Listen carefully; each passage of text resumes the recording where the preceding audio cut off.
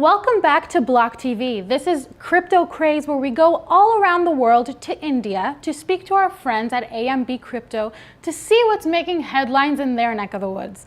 To do that, we are joined from AMB Crypto's studios in Bangalore by journalist Akash Anand. Hi Akash, how are you? Hi, I'm good. What about you? Cool. What do you have today for us?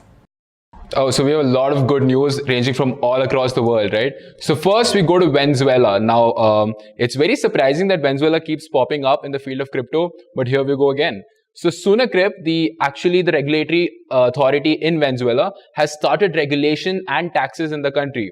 Now, reports say that at least 15% will be taken as commission by this body from every single transaction. So individually, it amounts to around 0.25 cents per transaction.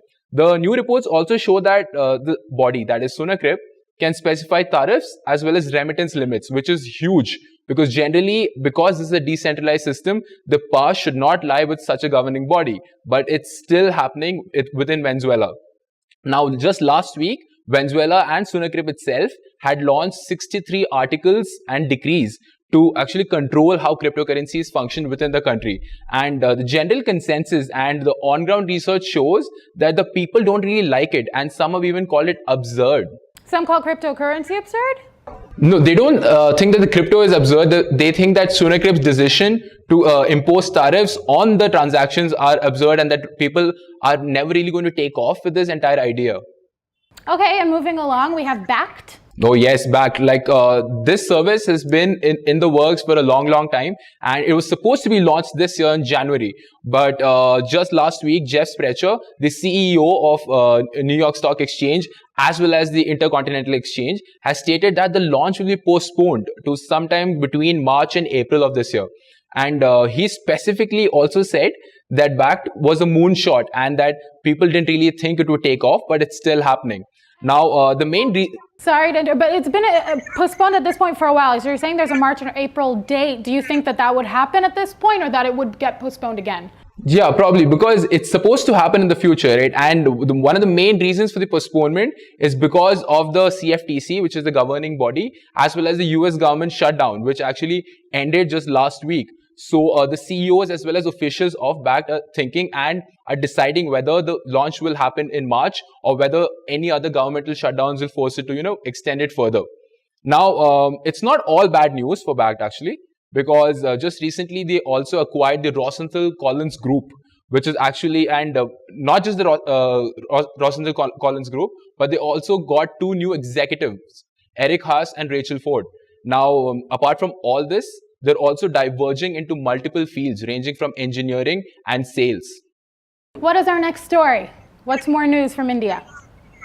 Oh, right. And it's not India actually, but a neighboring country in the UAE, where Finabla, which actually encompasses the UAE exchange, which is a major money lender in the UAE, has actually tied up with RippleNet to carry out cross-border transactions.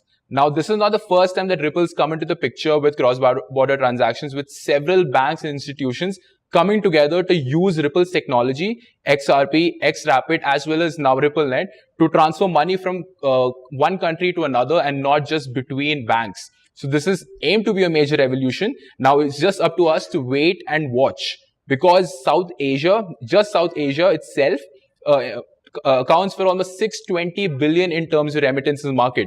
So I guess you just give it some more time and just wait and see whether RippleNet will actually take off in Southern Asia. And now we have Mt. Gox, correct? Oh yes, Mt. Gox. Now, this is an ongoing story. Now, it all started in 2014, where a major hack of Mt. Gox resulted in almost 7% of all Bitcoin getting lost. Now, that was huge. Now, just recently, Tour Demester is actually a founding partner of Adamant Capital, did a small research comparing Bitcoin reserves with that of gold reserves. And the surprising fact is that the Mt. Gox trustee controls over 130,000 Bitcoins. That's much more than the Swiss central bank, where a lot of people amass a lot of capital. Now, apart from this, there have also been decisions and discussions between major luminaries in the field. One being Brock Pierce, who's claimed that he had a stake in Mt. Gox, but people within Mt. Gox is saying that such a thing never happened. Now, this entire storm of controversies has been never ending, and probably in the coming months, we'll see some sort of an update to get a clear picture of what's happening. That's great. And now we have our last headline, which is now, again, it's a research-based news, right? So everyone's just getting very in-depth with the field of cryptocurrencies because they've realized that it's not just about making money, but it's also about learning the technicalities. And another research shows that Bitcoin mining difficulty has gone up by 4.25%, while Ethereum's mining difficulty has gone up by more than 20%. And this is not over a long period of time. This is over just one day. Now, just to give all the listeners and the viewers a clear picture, mining difficulty is kept in place to make sure a lot of Bitcoins do not get mined too fast. Right, so that will deplete the stocks and it'll just create chaos within the system, right? So the Bitcoin block halving is supposed to take place on May 24th, 2020. Now, at this point, all the miners, as in anyone who mines for Bitcoins, gets their rewards slashed in half. Now, this actually, the increasing of the mining difficulties has had, profound effect on many other technicalities also.